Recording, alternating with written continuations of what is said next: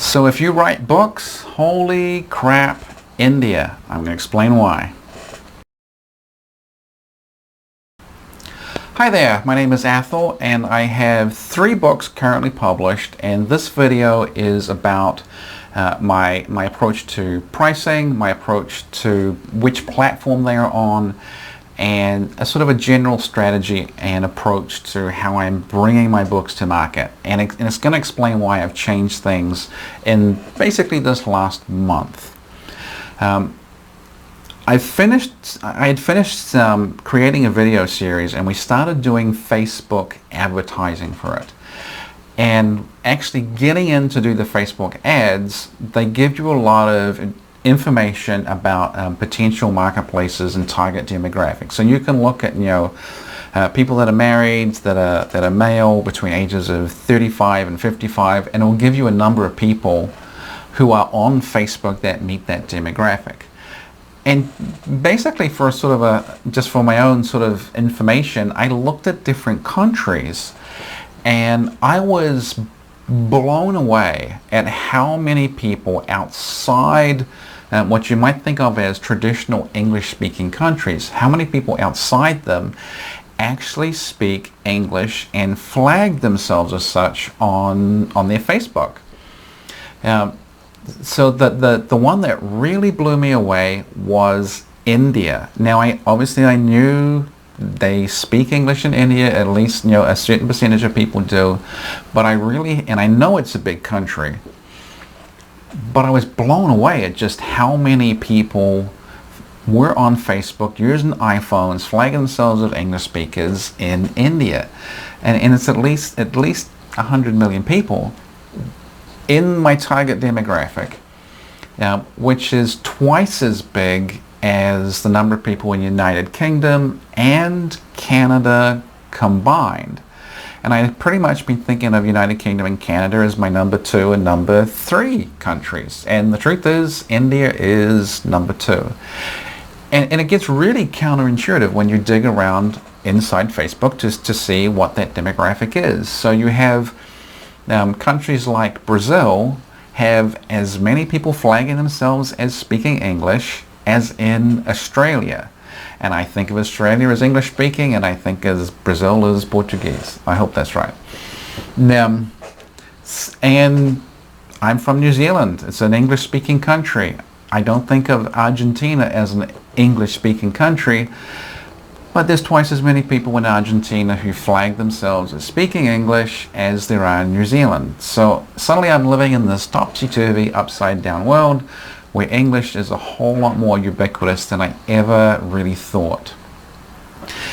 And books do sell, books written in English do sell in some of these other countries. I saw actually one study that showed that 5 of the top 100 books in Brazil were written in English. So this is sort of broadening my horizons. And up until this point, I've been very dedicated and very loyal to Amazon. It's been a really good relationship. They've never screwed me over. I've done my print copies through CreateSpace, which is an Amazon subsidiary. I've done it through the Kindle. I've been in the exclusivity programs, and it's gone really well. But if English is everywhere and Amazon isn't, this gives me the sense I'm missing out on potential sales around the world. Which then comes to who is the second biggest bookseller in the world. And to my surprise, it is in fact Apple. iTunes is the second biggest book retailer in the world. And then around the world too, there are a whole bunch of other booksellers. I mean, there's Kobo, there's Barnes & Noble.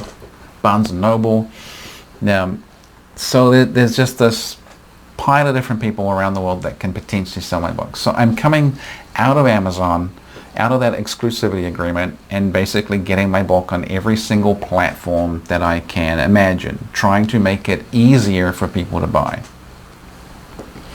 So this is essentially what I've decided to do in this last 3 or 4 weeks.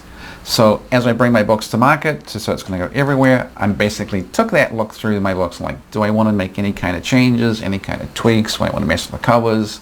Do I want to mess with the price? Because the price kind of has to be standardized. In terms of the price, I'm actually now starting to use Amazon's pricing tool that they have for Kindle, where they basically look at your book, they look at the reviews in terms of how many stars, they look at how big the book is, and they compare it to all the other books that they have in their inventory, and basically give you a price that they think will get you the maximum profit, the maximum royalty, and they can let you know what they think that will probably be and what that would mean in terms of total sales.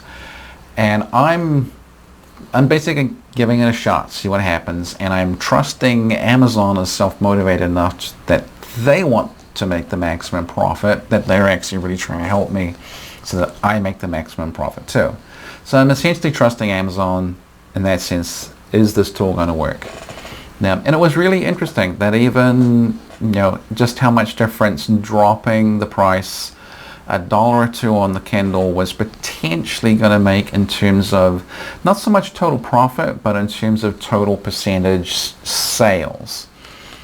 So that's kind of what I'm doing. I've really sort of done a price adjustment, and I'm now trying to get my books everywhere. That being said, if you're a particular fan of mine and you have some of my books, I just want to go through them quickly so you know exactly where we stand with some of these. So the first one is the Mindful Attraction Plan. I've made no changes at all inside this book. I have done a price drop though, and I don't actually want to say what the price is in case I say a price and then three years from now someone watches this video and then writes me very angry emails and threatens to sue me that the price is no longer available at whatever that price was.